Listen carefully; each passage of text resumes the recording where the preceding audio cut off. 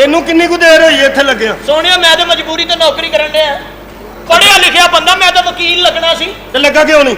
ਮੈਂ ਕਚਹਿਰੀਆਂ ਜਾ ਕੇ ਵਕੀਲਾਂ ਦੇ ਦਫ਼ਤਰ ਵੇਖ ਕੇ ਮੇਰੀ ਰੂਹ ਹੀ ਮਰ ਗਈ। ਉਹ ਕਿਉਂ? ਇਹ ਕਿਹੜਾ ਦਫ਼ਤਰ, 2 ਕੁਰਸੀਆਂ, 1 ਬੈਂਚ, ਸੰਗਲ ਪਾ ਕੇ ਟਾਲੀ ਨਾ ਬੰਨਿਆ। ਬੰਦਾ ਰਿਟਾਇਰ ਹੋ ਜਾਵੇ ਸਿਰਫ ਦਫ਼ਤਰ ਦੀ ਅੱਗ ਸੇਕ ਸਕਦਾ ਬਸ। ਵੈਸੇ ਤੂੰ ਵਕੀਲ ਹੁੰਦਾ ਤੇਰੀ ਫੀਸ ਵੀ ਥੋੜੀ ਹੋਣੀ ਸੀ। ਕਿਵੇਂ? ਲੋਕਾਂ ਨੇ ਕਹਿਣਾ ਯਾਰ ਕੇਸ ਲੜਨਾ, ਫੀਸ ਕਿੰਨੀ? ਤੂੰ ਉਹਦੇ ਪੈਰੀ ਪੈ ਜਾਣਾ ਸੀ, ਮੇਰੇ ਬੱਚਿਆਂ ਦੀ ਫੀਸ ਦੇ ਦਿਓ, ਮੇਰੀ ਖੈਰ। ਤੇ ਮੇਰੇ ਕੋ ਕੇਸ ਵੀ ਤਾਂ ਤੇਰੇ ਵਰਗੇ ਹੀ ਆਣੇ ਸੀ, ਬੱਕਰੀ ਚੋਰੀ ਹੋ ਗਈ ਤੇ ਮੈਂ ਕਹਿਣਾ ਸੀ ਜੱਜ ਸਾਹਿਬ ਮਿਲੋਟ। ਜੱਜ ਨੇ ਕਹਿਣਾ ਤੁਸੀਂ ਦੋਵੇਂ ਭਰੀ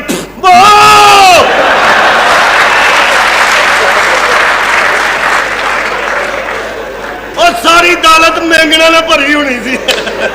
ਸਹੀ ਗੱਲ। ਵੈਸੇ ਅਸੀਂ ਚੌਧਰੀ ਬਣ ਜਾਈਏ, ਹੈ ਕੀ ਖਿਆਲ ਹੈ? ਅਸੀਂ ਕਿਵੇਂ ਬਣ ਸਕਦੇ ਚੌਧਰੀ ਯਾਰ? ਚੌਧਰੀ ਬਣਨਾ ਨਾ, ਕਿਵੇਂ? ਚੌਧਰੀ ਬਣ ਜਾਂਦੇ ਆ। ਕਿਸ ਤਰ੍ਹਾਂ? ਓਏ ਡਾਂਗਾ ਡੂੰਗਾ ਫੜ ਕੇ ਚੌਧਰੀ ਬਣ ਜਾਂਦੇ। ਡਾਂਗਾ ਫੜਨ ਨਾਲ ਚੌਧਰੀ ਬਣ ਜਾਂਦਾ? ਆਹ ਤੇ ਹੋਰ ਆ ਭਾ ਵੀ ਡਾਂਗ ਫੜਨੀ ਚੱਲਾ ਮੇਰਾ ਖਿਆਲ। ਸਾਨੂੰ ਪੜ ਲੈਂਦੇ ਯਾਰ ਪਹਿਲੋਂ, ਲੈ ਆਸਰਾ ਫੜ ਫਿਰ। ਵੈਸੇ ਮੈਨੂੰ ਇੱਕ ਖਤਰਾ, ਕੀ? ਇਹ ਚੌਧਰੀ ਦੀ ਤਸੀਰ ਗਰਮ ਤੇ ਨਹੀਂ ਹੁੰਦੀ? ਉਹਨੇ ਨਾ ਮੈਂ ਚੌਧਰੀ ਬਣ ਜਾ ਬਾਅਦ ਚ ਪਿੱਤ ਨਿਕਲ ਆਏ, ਫਾਇਦਾ। ਦੇਸੀ ਚੌਧਰੀ ਤੇ ਕਾਲੇ ਛੋਲੇ ਹਾਂ ਇਹ ਸਹੀ ਹੁੰਦੇ ਨੇ। ਅੱਛਾ ਜੀ, ਆਹੋ। ਚੱਲ ਡਾਂਗਾ